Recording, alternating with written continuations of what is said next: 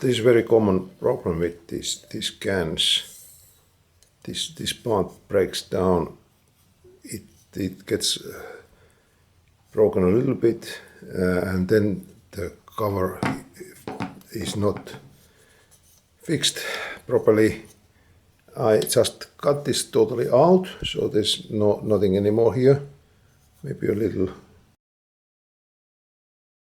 And then I made this part. This is the part I made. And you can fix this by pushing this part in here, like this. As you see, it fits there. And then it goes there.